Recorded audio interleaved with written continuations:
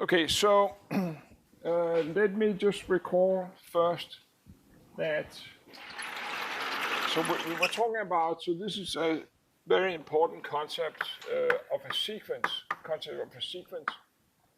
So a sequence is the formal definition is that you have a map from the natural number into R. And then we denote, so then the image of a particular natural number n, it's usually denoted like an, like this. You know, it could be some other, instead of a, it could be bn, potentially it could be another subscript, but this is like the most common thing, to denote it like this instead of like but it really is a function. Okay, so that's a sequence, a subsequence. So a subsequence is that you have a sequence and then you have another map, but this map is not just any map from the integers to the integers. It has to be strictly increasing. And why does it have to be strictly increasing?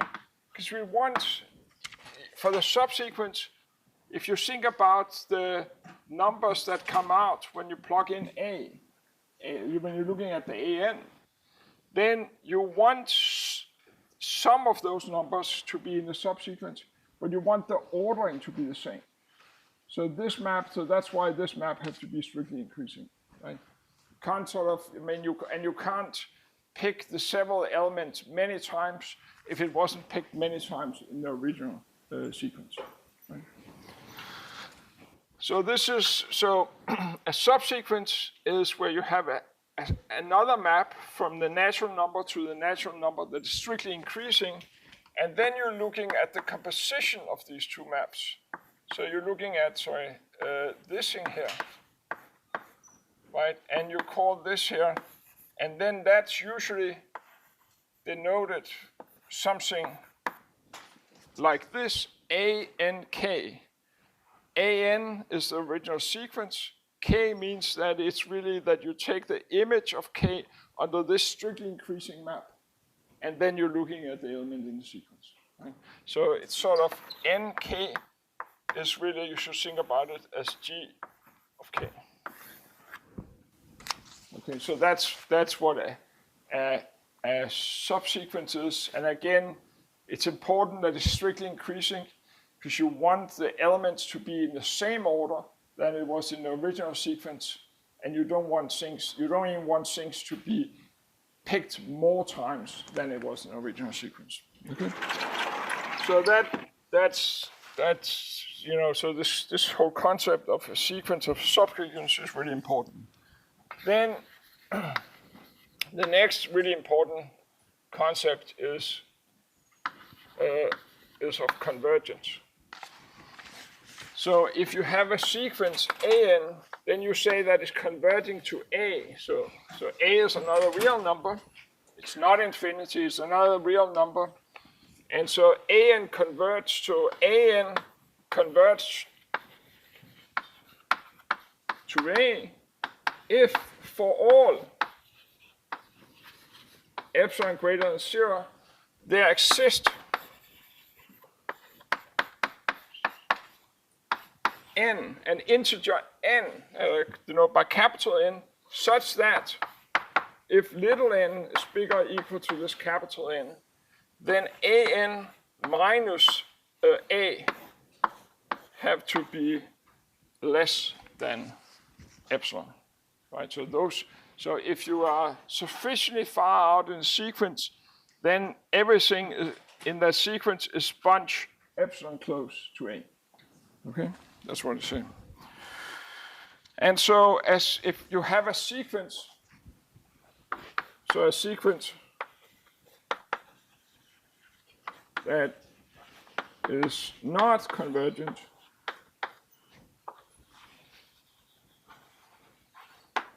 is said to be divergent.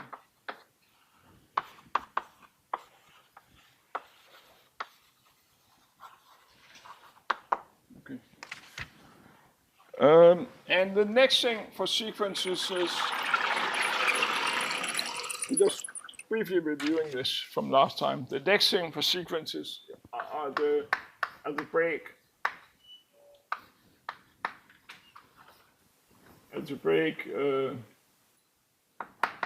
laws, or whatever you want to call them. And so that is that if you take a sequence, if you have a sequence an, and an converts to a, bn converts to b, then if you form the sum of these two,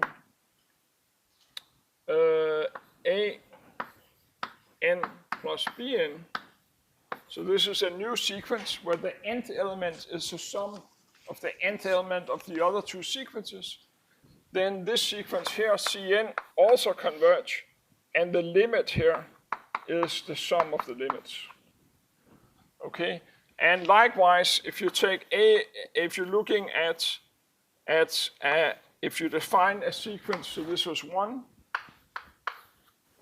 2 is that if you take a constant, so this is a constant, and you define Cn to be C times An, then this Cn also converge, and the limit here is just C times A. Right, that's the second one. Then there is one, I might have done it in the other order, but there's no, it's not, there's no particular order to have it in. The third one is that if you are looking at the product, so if you define a sequence that is given by the product of the two, then Cn converge also, and the limit is the product of the limits. And then the fourth rule is that if an is not equal to 0 for all n, and the limit here is also not equal to 0, then if you're looking at 1 over an, then those converge to 1 over n. Okay, so those are the four rules. You just write it as 4. And again, it's not like there's any particular convention with the ordering, and I think I might have done it. I might have exchanged the order of 1 and 2 last time. But okay, now let's see an example of how that works. So let's define a sequence. N squared plus 1, n squared plus n plus 1. Let's look at this sequence here. Right? For each n, that gives us actually a rational number, but it's only a real number. Now, in order to understand this, I can rewrite this one here as I can factor out 1 over n, well, I can factor out n squared here. So I can write it like this.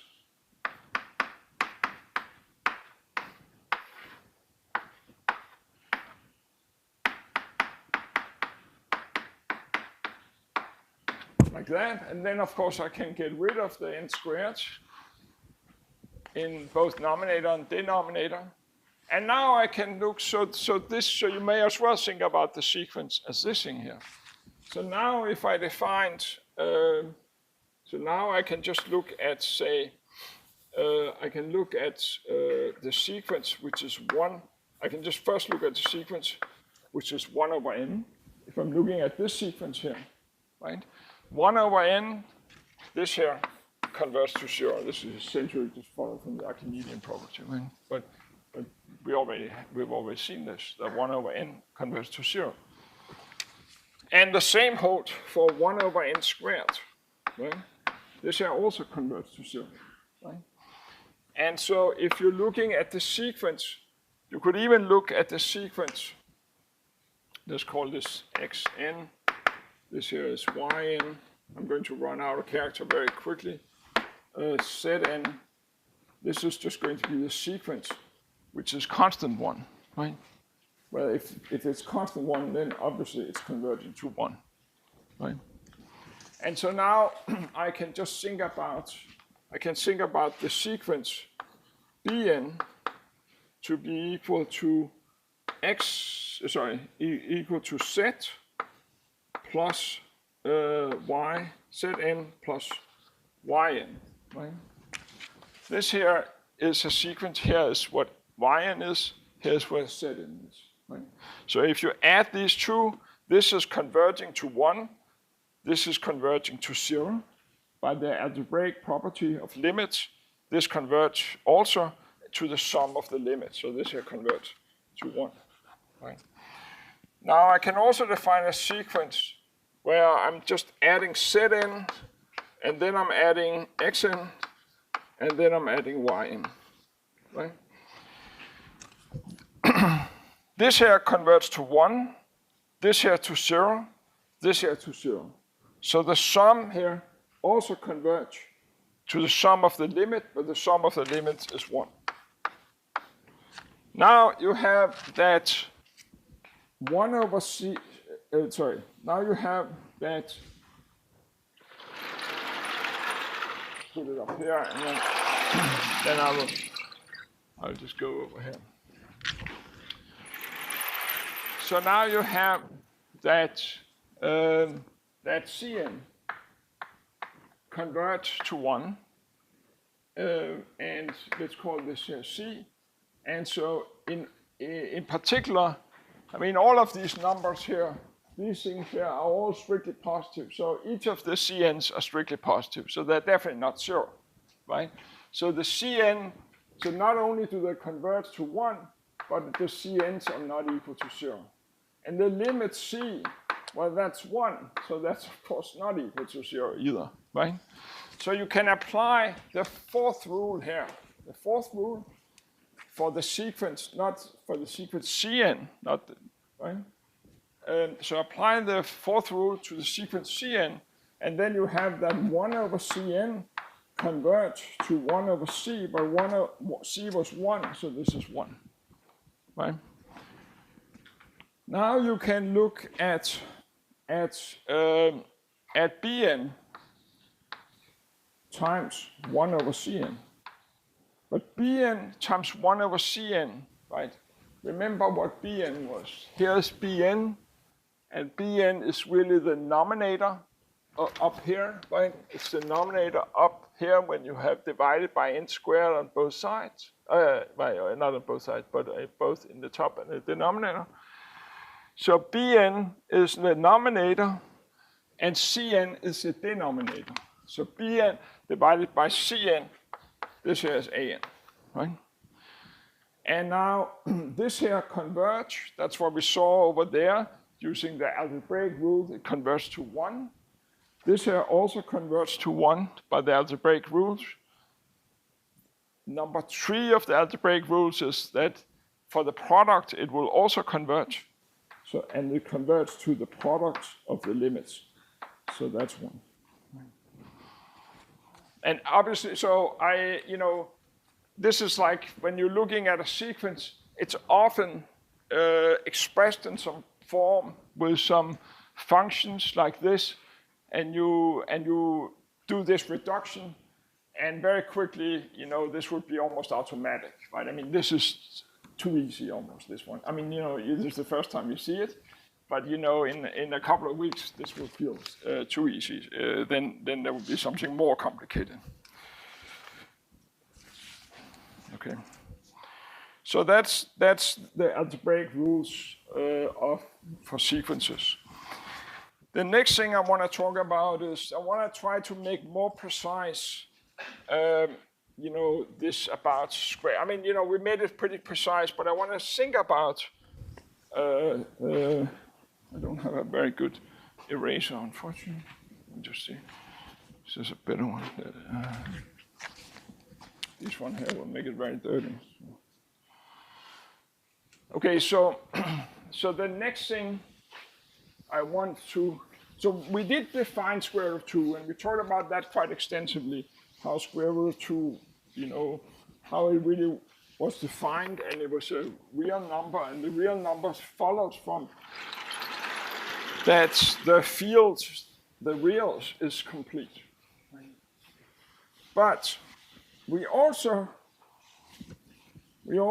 sort of in the back of our mind we had that we already sort of knew what square root of 2 were, right? Because when you think about square root of 2, I mean, at least I think about square root of 2. I think about it as 1.4. I mean, just because you can't really express it as a fraction. So you think about it as 1.414, etc. And then I don't remember the second years, third and fourth, whatever. But you know, you may remember just a few of the digits, fine. But so how do we make, so that's sort of our intuition with 1.4, with square root of 2. But how do we make this more precise, right? And so to make this more precise, we want to look at particular sequences.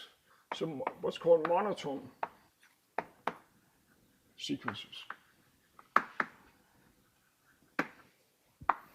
So what is a monotone sequence? So there's 2 types of monotone sequence. There's one which is monotone increasing sequence.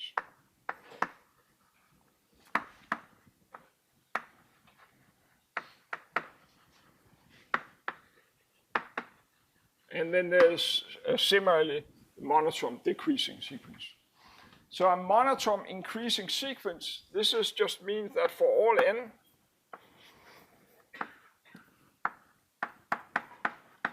you have that the next element is larger or equal to the previous element. That's a monotone increasing sequence, right? Some people talk about strictly monotone increasing, and then this here have to be a strict inequality. The second thing is kind of the obvious parallel to this is monotone decreasing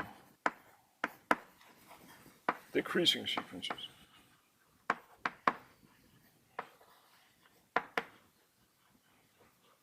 So there's these 2 types. Okay, and this just means that the next element, so an plus 1, is less or equal to the previous one. Okay.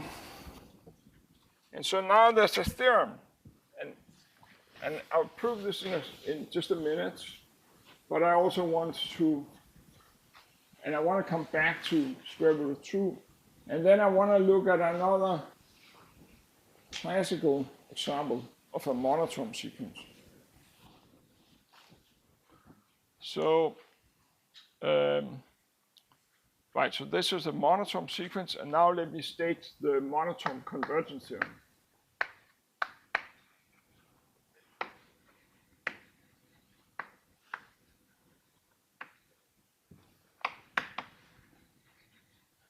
So suppose that, so this is the following theorem.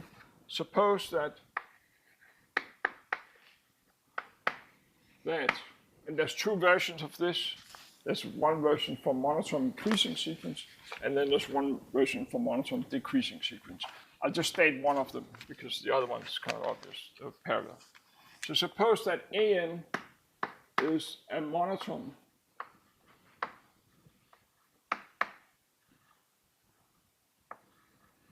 increasing sequence.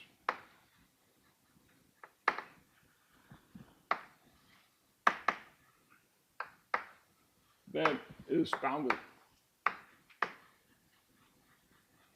Bounded, so this just means that there exists, i.e., there exists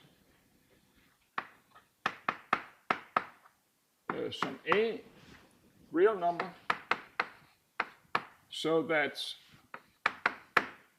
right, so you have a1, this here is that is monotone, right?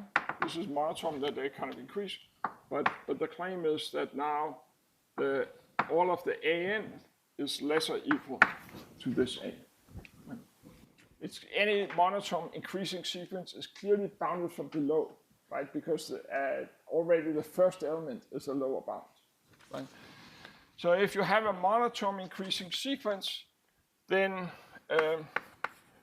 that is bounded, then it's convergent.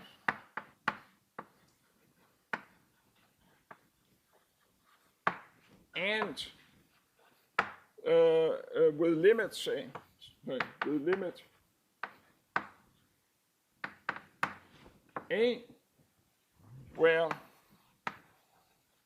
A is the sup of the ANs.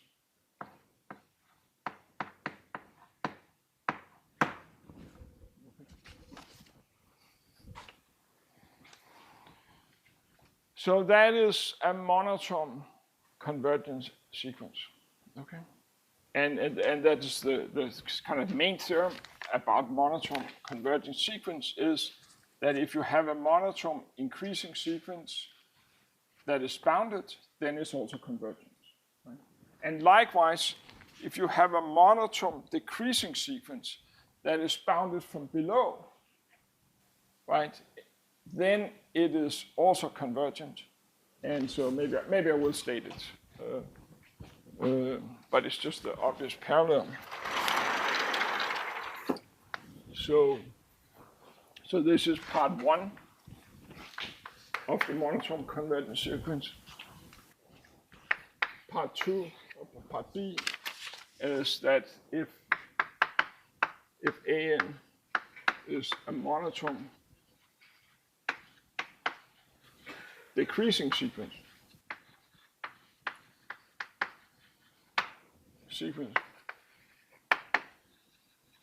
then that is bounded from below,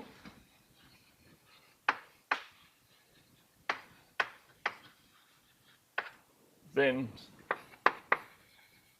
AN is convergent with limit A, where A is now the inf of these numbers.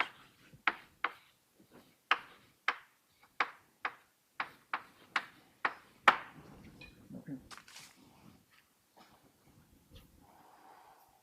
Now, so you might say, the first thing you might say, we'll come to square root of 2 in just a minute, but you may say that this seems rather special, you know. Like if you take a random sequence, obviously it's not going to be monotone.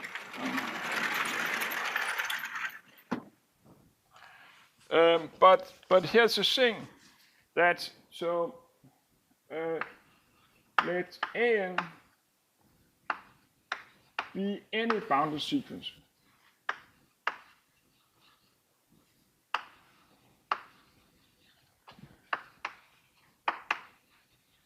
So bounded again means that it's bounded from above and bounded from below. So if you take any bounded sequence, then we can form two other sequences.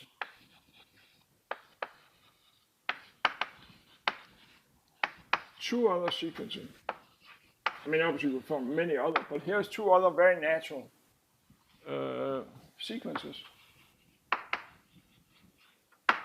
The first one I call Bn. And Bn is the sup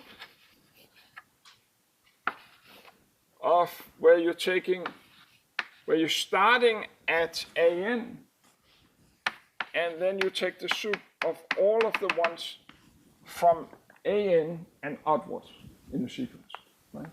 So this is one sequence. Right? We know that you know the set of ANs is bounded, right? So you can certainly take the sup and you get a real number, right? That gives you another sequence. You can also look at Cn similarly, where you take, instead of the sup, you take the inf of the same set.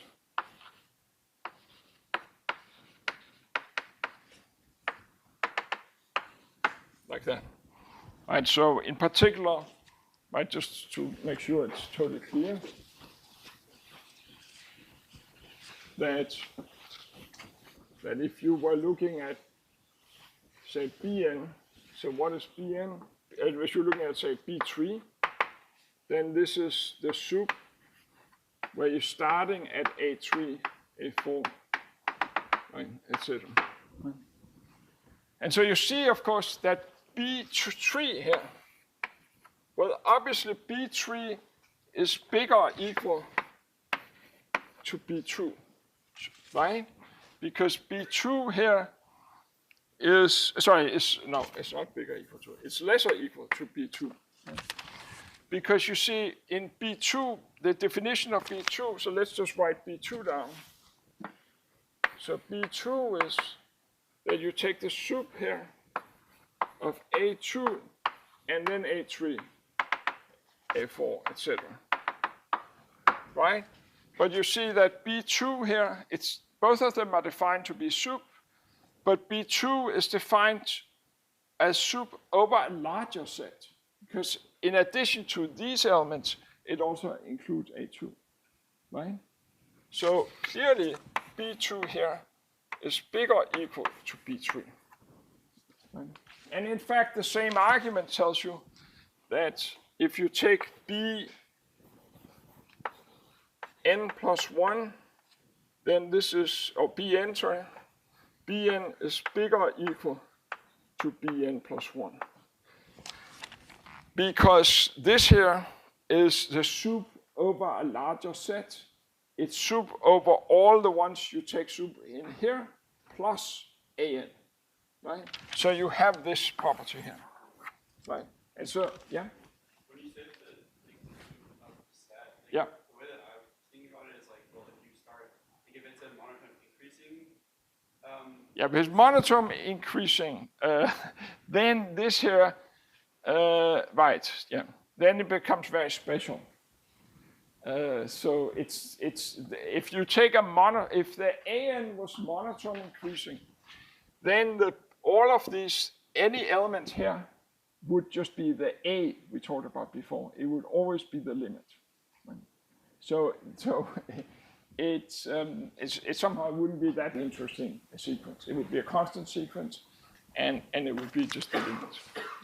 But nevertheless, it's a good example, you know. Yeah. But I guess that's still, the inequality still holds. Yeah, definitely, right, because it's just constant, exactly. Yeah.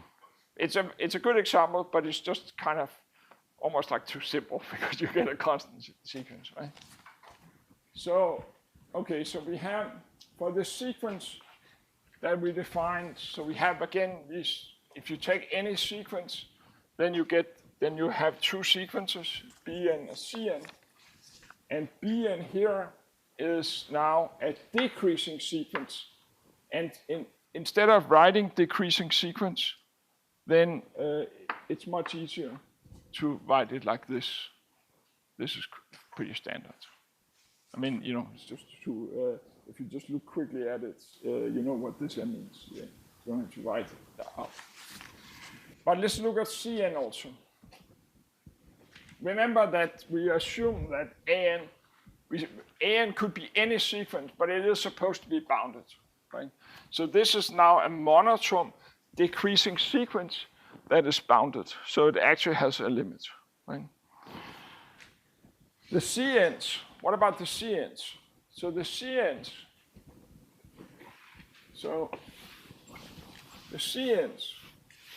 well, Cn was defined to be the inf starting at An, like that,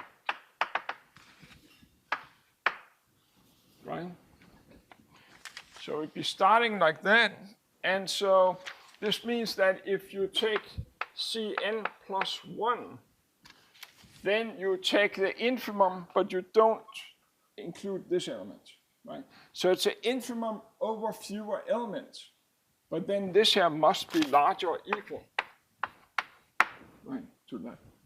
So you see that the sequence Cn is monotone, this here is monotone increasing, again is bounded, and just copying from over there, the Bn was decreasing.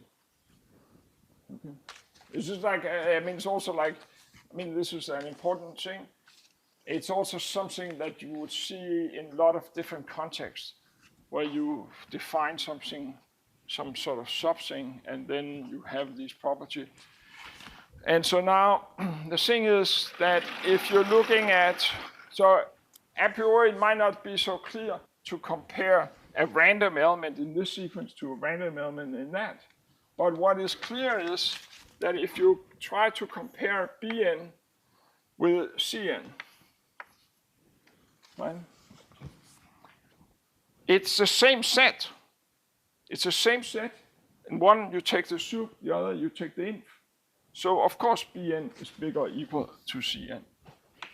Right, so you have this, right?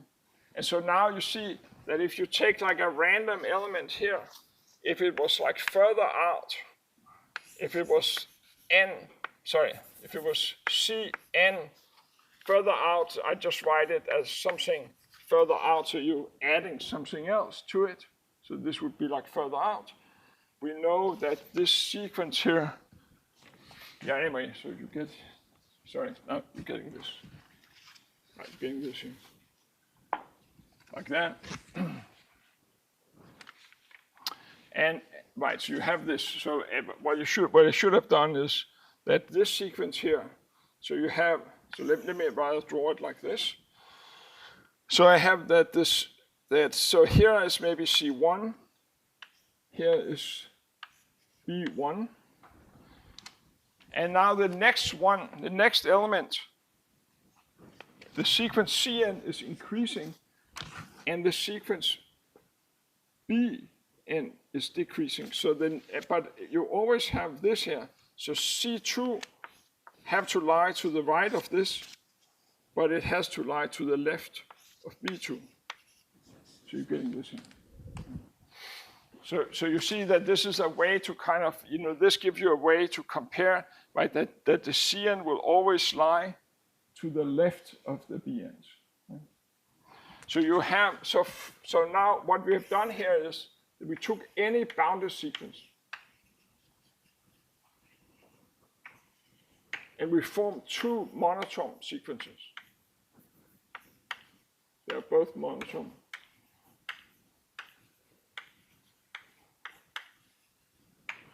And we have, so this means that now from the monotone convergence, that we haven't quite proven yet, but from the monotone convergence theorem, because these here are bounded, we have that Bn converging, they are going, they're going down, right? So they're converging, so one often would write it like this, more suggestively. That is converging downward to a limit B. And the Cn is converging upward to a limit C. Right? And so what you get is, because of all of these elements, all the Cn's lie to the left of the Bn's. This means that, and we'll prove this later, but it seems probably pretty obvious that the limit here, C, is less or equal to B. And this, so we'll come back to this also next time when we talked. If I have time, I'll talk a little bit about Cauchy sequence, but I won't really prove too much about it. But this here will play an important role when we prove the basic theorem about Cauchy sequences.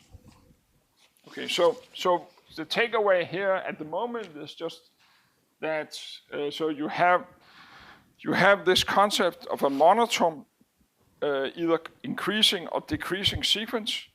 If such a sequence is bounded, then it's convergent. That's a monotone convergence theorem.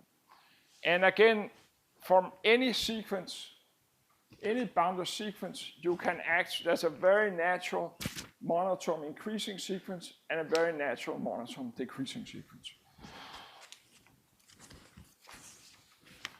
Now, let's try to prove the monotone convergence theorem, and then let's get back to how to think about square root of 2 in a more intuitive way using this.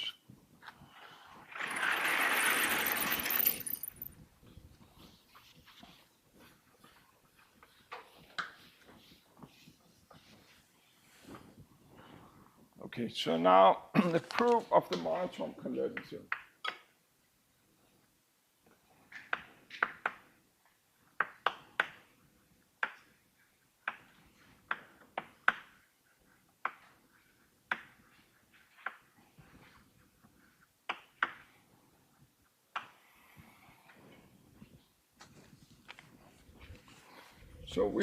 So now let me just remind you what we have.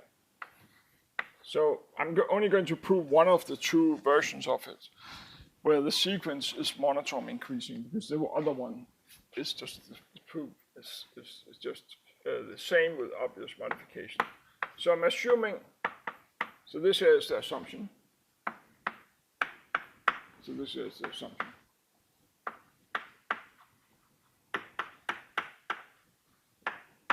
So, so this is just that the next element is larger or equal to the previous one, and they're all bounded by this A. Right.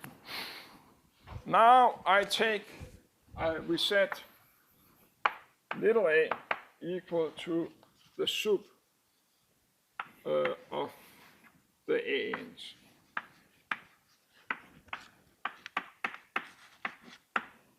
Okay.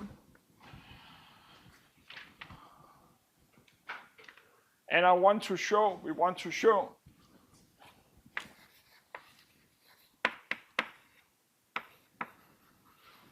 that AN converges to A. Now to do that, what we need this stuff about that for a given epsilon, there exists a capital N. Okay. So now let me first make the observation that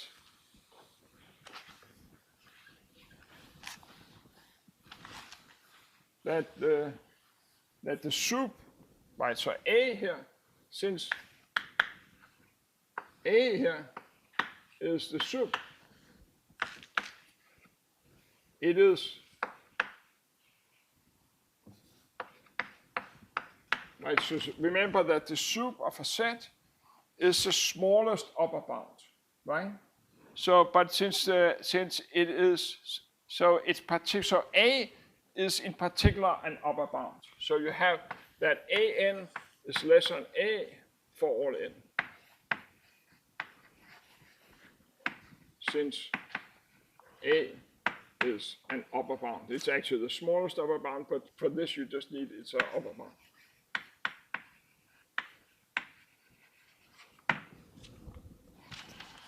Okay. So I'm going to look at I'm going to look at A minus AN. And what I want to prove is that for a given epsilon, if I'm sufficiently far out, if I'm bigger than some capital, if little n is bigger than some capital N, then this here is less than epsilon, right? That's what I want to prove. But this thing here, you see, this here, I don't need the absolute value, because I already know that this is bigger than that. So I don't need the absolute value. So I can just, so this is what I want to prove. That I want to prove that for given epsilon greater than 0, there exist. Sorry, maybe let me just write it a little larger here. So what I want to prove is that given epsilon greater than 0, there exists a capital N such that if little n is bigger or equal to this capital N, then A minus AN, which I know is positive, I just need to prove that this is less than epsilon. Okay. So now how do I do that? Well, I know, so at the moment I've just used that A was an upper bound. Now I'm going to use that it's the least upper bound. So since A is the least upper bound,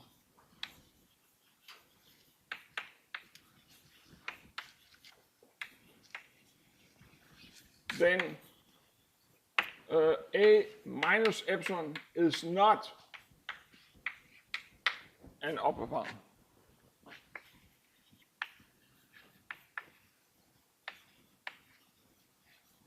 Right? A minus epsilon is not an upper bound. So this means that there must exist. So there exists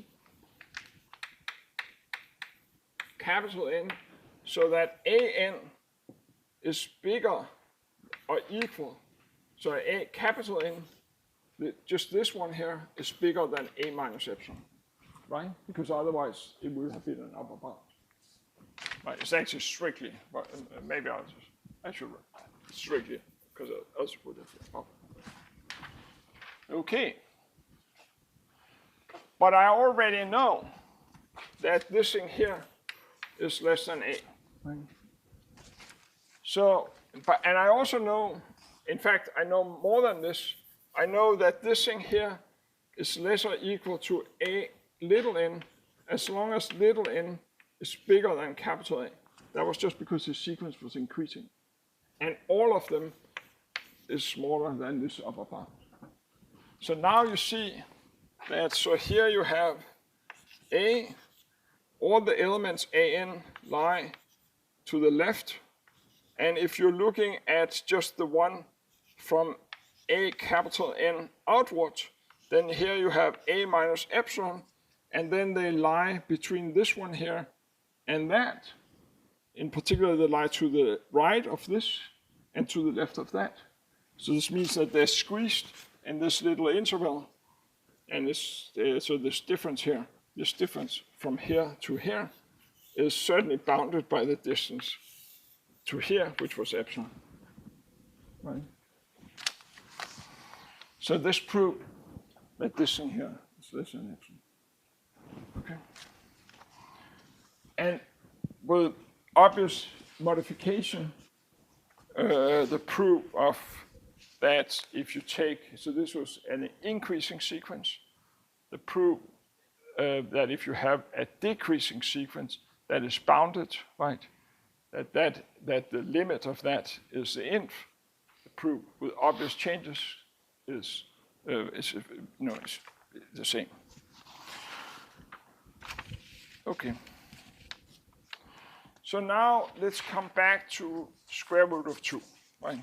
And so we have this idea that square root of 2, in a way, to just get an idea about how large it is, you think about it as, you think about it as 1 and then a number of digits afterwards, right? That's a kind of approximation.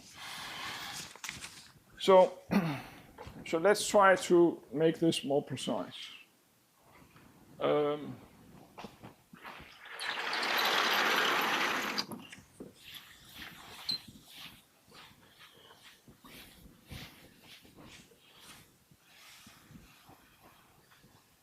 And so I'm going to look at I'm going to define two sequences, an and bn. Sorry, so we'll define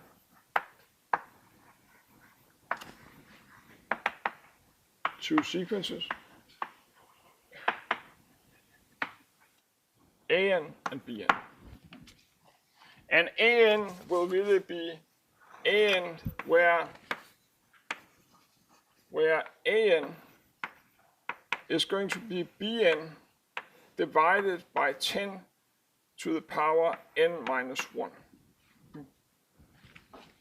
Remember that anything to, if it's 10 to the power 0, by definition, that's 1. Okay?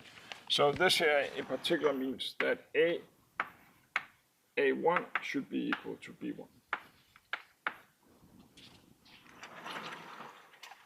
And we're going to define it like this. And we are going to define the Bn. So, and the sequences here, so there will be some properties here, is that the sequence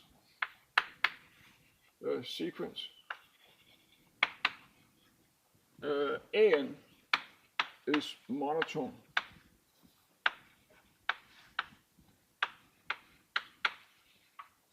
Increasing. An are just real numbers. It's monotone increasing, and the an is going to be defined to, right, so and an is defined like that, sorry. And the bn are just natural numbers, okay? So an is defined from bn. It's really an that we are interested in, but Bn is going to be a useful tool here. And so, and it's going to be, and the Bn to some extent is very simple because they're just natural numbers. So now we define Bn. So Bn is the largest natural number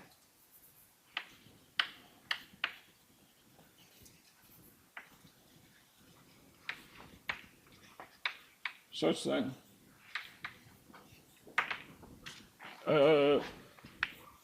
Bn squared is bigger than, less or equal to 2 times 10 to the power 2n minus 2.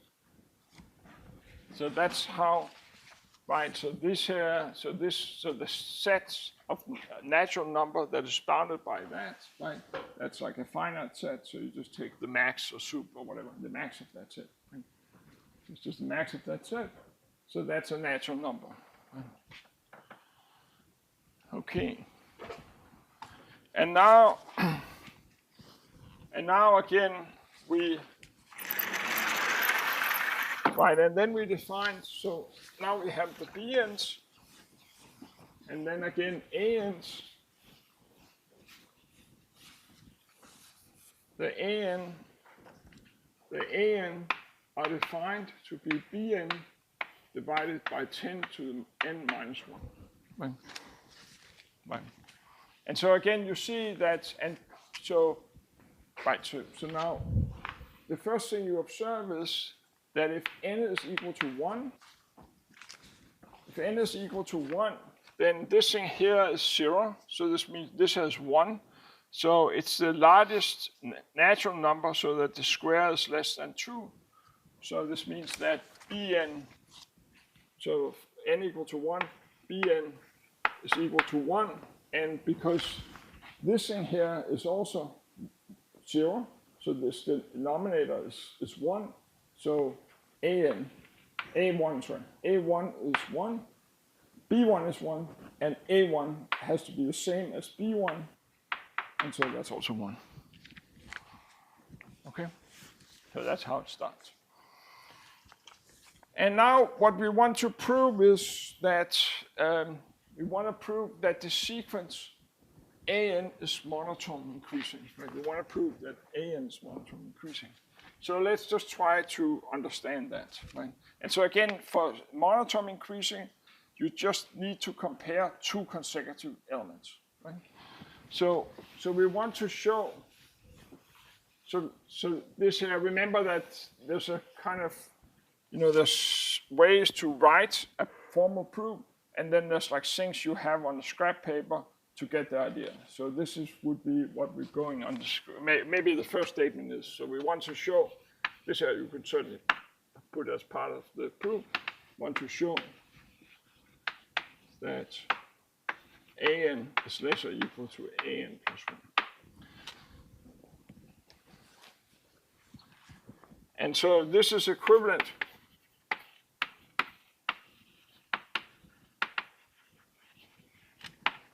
to show that, right, so An, since An here is equal to Bn divided by 10 to the power n minus 2, you want to prove that this thing here is less than An plus 1, which is Bn plus 1 over 10 to the n plus 1 minus 1. So this here is Bn plus 1 over 10 to the power n. That's what you want to prove. So we want to show, so you see that we want to show, so this is what we want to prove, that this thing here is less than this. If you multiply by 10 to the power n on both sides, then you get over here, and after you reduce it, you get 10, so Bn, so need to show need to show that 10 bn is less or equal to bn plus 1. Right, that's what we need to prove. Right? And again, this just comes from that we want to prove, forget about the a now, you can just think about that we need to prove that this thing here is less than this, multiply over by 10 to the n on both sides, then there's still 10 times bn left, and here it's just bn plus 1. Okay, so we need to show this one here. Right, and so if I was to write it down, I would probably have some of this on scrap paper, and then I would instead sort of establish this here first, and then you say, therefore, and then I would conclude why, So, but of course, that's not the way you're thinking about it, right? I mean, you first try to analyze what you have to prove, and then once you know that, then you try to write it down nicely. Okay, so we need to prove this here. And so now, right, so now the thing is that we have that, so the definition of Bn, which is right here, that's the definition of Bn, but let me copy it over here. So we know that Bn squared is less or equal to, it's the largest integer, so that you have this thing here. Right? But this means that if you're looking at 10 bn, that's still an integer. And if you square this here, right, then this is the same as 100 times bn squared. And so that actually has to be less than 100 times this. So this kills those, so it just becomes less or equal to 2, 10 to the 2n. Right, like that. Right? And this here you can also write as 2 to the 10 times 10 to the power 2 n plus 1 minus 2. Right? But now you see that bn, so 10 bn is an integer and it has this property. But bn plus 1 was supposed to be the largest integer, so that the square here is less than 2 times 10 to 2 n plus 1 minus 2. So you see that bn plus 1 is the largest one with this property. So you conclude that, so since bn plus 1 is the largest such, and both are integers, right, and bn is an integer, then bn plus 1 must be bigger or equal to bn. Must be bigger than 10 times bn. Right? Right? And that's exactly what we want to prove, right? That the bn plus 1 was bigger than bn. So we now have that the sequence an defined this slightly cryptical way, but really it's not, it sounds maybe cryptical, but it's just to, instead of using somehow digital numbers, you just multiply, you're just thinking about you want this and that many, right? So like the n is referring to the number of digits, but including the digit that is before the point, right? So it's actually not very cryptical, but it maybe sounds a little formal here. Okay, so we have an is an increasing sequence. Okay. Now, why is an bounded? Right. So, but the an is defined from the bn. So, in order to show that an is bounded, you have to figure out what is a bound for the bn. Right? But you have this here. Bn is the largest such number. If I take 2 times 10 to the power n minus 1. Suppose I take this number here, right? And I square it. This is definitely an integer. I square it, then I'm getting 4 times 10 to the power 2n minus 2. right? So this thing here, this here is the same as over here, but it's now 4. So this number here would not be allowed as a bn. In fact, it would be larger than bn, right? So this here, so bn is less than 2 to the power 10 to the n minus 1, right? So this means that an, which is equal to bn over 10 to the power n minus 1, but this is now, you see, less or equal to 2. Right? So the sequence an that we have defined is, as you would have expected, they're increasing because they really define the way they're really, if you think about it, it's really defined to take, you know, the number of digits, sort of, it's going to be like the number of digits in square root of 2, including the 1, the starting 1, right? So, and so they all are going to be less than 2. Right? Okay, now let's try to. Okay.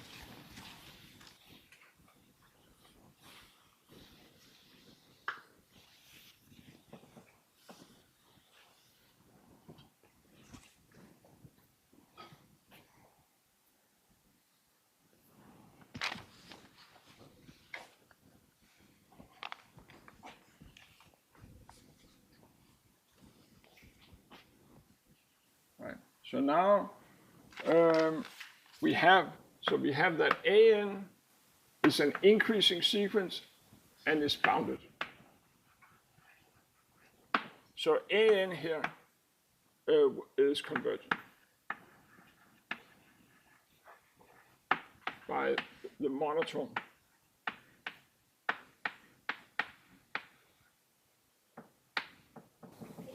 Convergence here.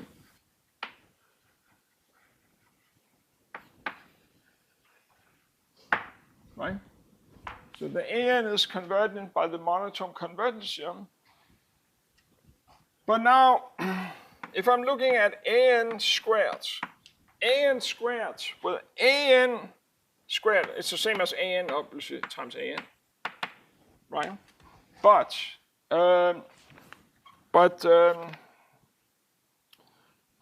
an by definition was bn divided by 10 to the power n minus 1, right? And so I can write it like this, 10 to the power n minus 1. And so you see that you can write this as bn squared, and then these here combined to 2n minus 2, right? And by assumption, if you divide by this here, this thing here is less or equal to 2.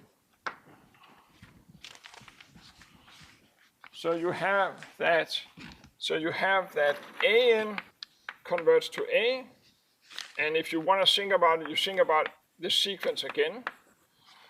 And so now you know that an by this by the product rule for sequences, an times an, the sequence times itself, is converging to a squared, right?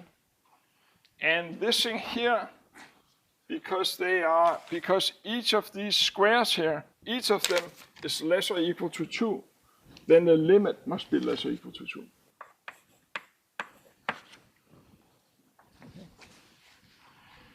What I want to prove now is that this a that we get as a limit, that the square is in fact equal to 2. So I want to show that it's the square is, so you know, when we're doing it, this is one more proof of that square root of 2 is a real number, but this is sort of in a way how you think about it in terms of the decimals, right? And so we have this sequence an, and we have proven that it's converging to some a, and we've shown that this a here has a property that is a squared is less or equal to 2. So I want to show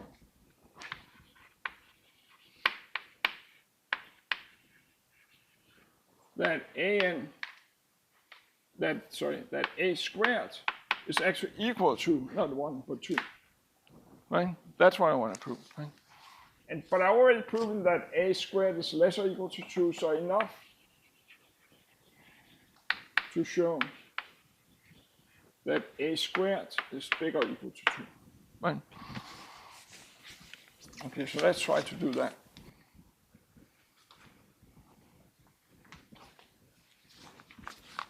And I'm going to use, this is going to be another illustration of the algebraic rules for sequences. So I haven't really, I mean, I here now I really, to prove that it's less or equal to 2, I didn't use fully the definition of the AN. Because I didn't really use that it was the largest such that AN was defined in terms of BN, where BN was the largest such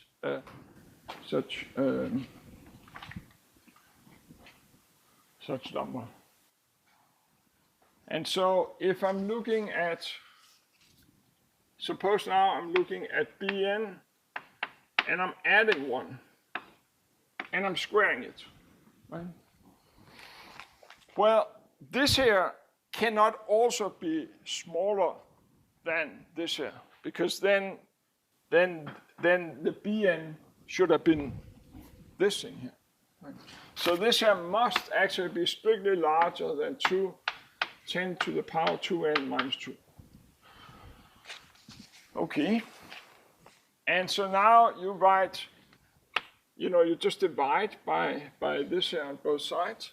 So you have bn plus 1 squared, and you divide it by 10 to the power 2n minus 2, so you know that this thing is bigger than 2.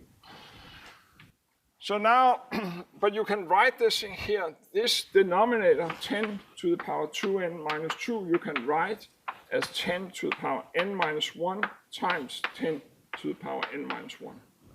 So in this way, you can split this up, and you can write it as bn plus 1 over 10 to the power n minus 1, and then times itself. This is just to make sure that it's not, it's bn, and then to the bn you're adding 1. So like that. You can write it like that.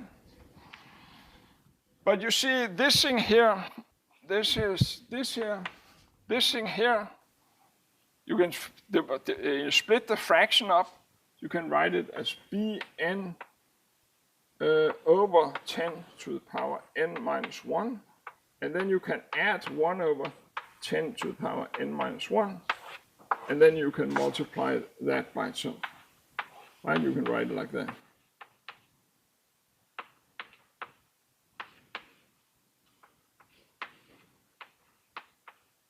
Right. But now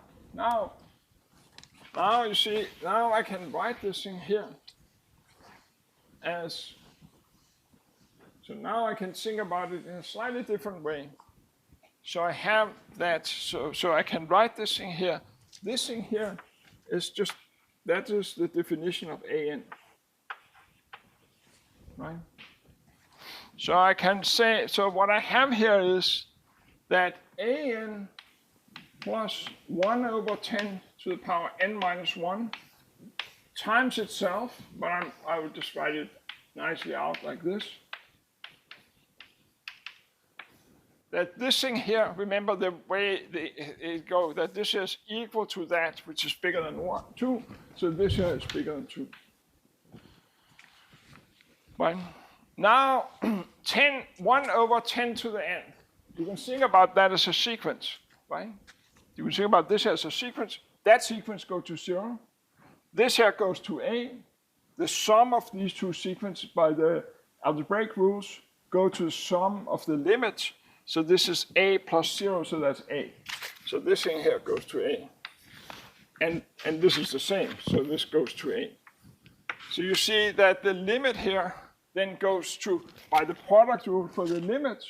The limit here is, so you get that a squared here, and since it holds for each element, then it also holds for the limit, right? Except you have to be a little bit careful. It may not be strict inequality, but just big or equal to. And of course, in fact, it is by equal to, because now you have established the other inequality, that a squared was bigger or equal to 2. We had already proven that a squared was less or equal to 2, so you conclude that a squared is equal to 2. If you kind of just think about it, this is really how, it sounds maybe a little bit convoluted, but it's really kind of writing down precisely what you think about when you're thinking about a square root of 2, because you think about the number of digits. And so if you take, including the first, the 1 in 1.4, including that 1, if you think about the number of digits, like the an, then the an is really defined. If you were to make it precise, you would define it in terms of this other sequence bn. Okay. Okay, so now the next thing is, so this was just like a little illustration of how the monotone convergence theorem worked. This will, play an important role next time. With So the reason why at the top we have like strictly greater than 2, and then at the bottom we have greater or equal to, because the a's and the a squared are limits, whereas on the top we're considering each element in the sequence. So this here, the an, this you were talking about this here, right? Yeah. Yep. So the an converts to a, right? This here, I think about this here, so I think about a sequence plus another sequence, right? This sequence here converts to 0, right? So the sum of these two sequences converts to 0. And likewise for this. And then I'm thinking about it as a product of this sequence with that sequence. And so, but it's like each element is in the product sequence is strictly bigger than 2, but it doesn't necessarily mean that the limit is strictly, but the limit has to be bigger than 2, right? Because they could kind of approach 2, and that's exactly what happened, of course. Yeah. Okay, so so I also just want to say that this with lim sub and lim inf, well, we didn't actually define it, but I defined, and it is how you're defining lim sub and lim inf, but we haven't talked about that concept yet. But this I talked about with that if you take a bounded sequence, then you could form 2 monotone sequences. This will play a really important role for several things. This is how one defines lim sub and lim inf. We haven't talked about those yet. It's also going to be used to prove an important theorem, really important theorem, and that I will talk about that theorem next, but we won't prove it before next time. So what is that stuff going to be used for? And how does the monotone, and what is another application? And in fact, there will be several other applications of the monotone convergence theorem. But so here's a really important concept. And so sometimes it's hard to, if it was a monotone sequence, then you could kind of write down explicitly what the limit was, right? And in all of the examples we saw so far, it was easy to write down the limits. But in general, you might not be able to write down the limits, but you want to prove that the limit exists. And so this is the following notion that then becomes really handy, and that's the notion of a Cauchy sequence.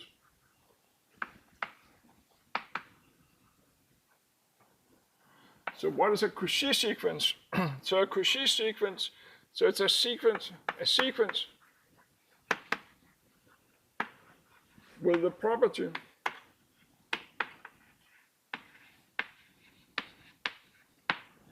that for all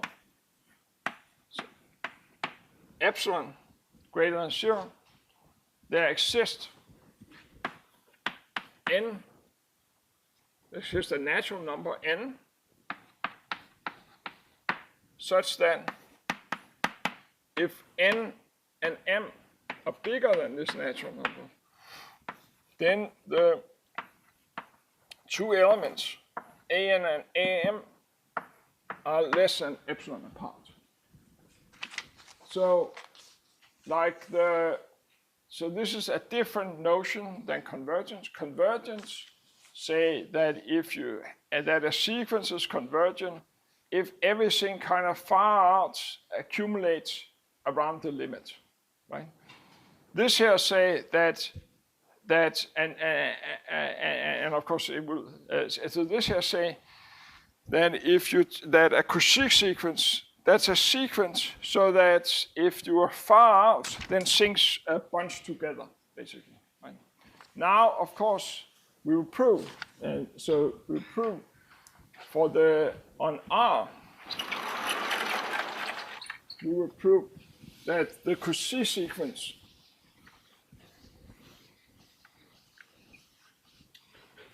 we'll prove the following. Put for still that on R, but everything is on R at the moment. That a sequence is a Cauchy sequence.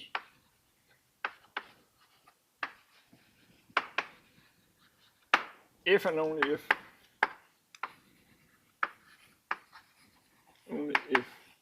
it is convergent. Okay, I won't prove this now, but I'll prove this next time. And again, the proof of this involved this stuff with we defined these two sequences from a bounded sequence, so it would be useful there. Now, let me give you some examples. So one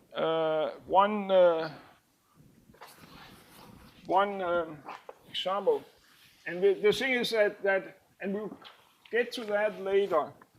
But so at the moment we talk everything is in R, and then we will later generalize this, right? And so to generalize this, a lot of these concepts work much more general. And that's extremely useful, and it can be used to find solutions to differential equations. But then you have to abstract these concepts, so to where sequences are not anymore real numbers, but they are of some other space, and then you have to talk about convergence, etc. And so you can use this to define solutions to show that various differential equations have solutions, okay? And so that often goes over using what's called the contracting mapping theorem.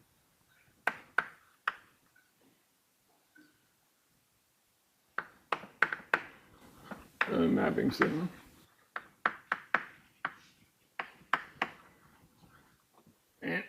And the contracting mapping theorem, have all kind of forms, and but they're all, it's just a matter of what space you're looking at, and so on.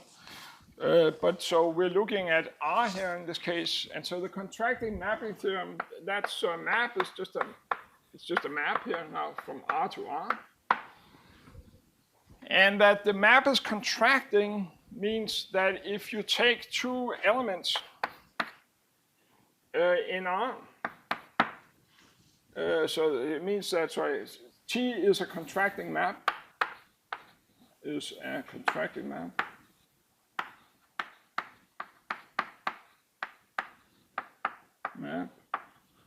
if they exist. And this is really important. C is positive. I mean, that's not important. It sort of had to be positive. So that, but the important point is that C has to be strictly less than 1. That's a crucial point. And then it has a property that when you take x and y in R, and you're looking at the how close x and y are together. So how close that the image under T of x and y, how close they are together, then those have to be some factor, and this is the factor. The C is the factor. And that has, so they have to come closer. This is why C have to be strictly less than 1, because they have to come closer. If they come closer by a factor than the original one was, then so the contracting mapping theorem say, so this is a contracting map, sorry. So a contracting map is a map from R to R, so that there exists some constant strictly less than 1, so that for all x and y, you have that the difference between the images is this factor that is strictly less than 1 with what they were originally. And so now you get the contracting mapping theorem, and we'll talk about the proof next time. And again, this, once you know the more abstract concepts, then it's quite easy. I mean, the proof is going to be the same, et cetera, and it will give you existence of solutions to a lot of differential equations. So this is the contracting mapping theorem.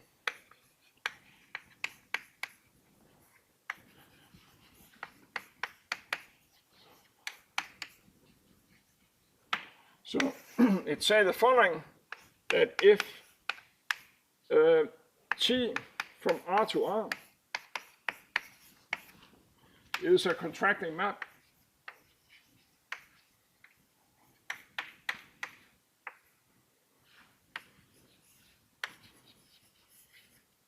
then T has a fixed point.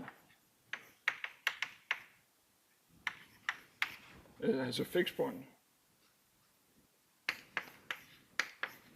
And this means that T of x is equal to x. And when you apply this theorem, so this is the contracting mapping.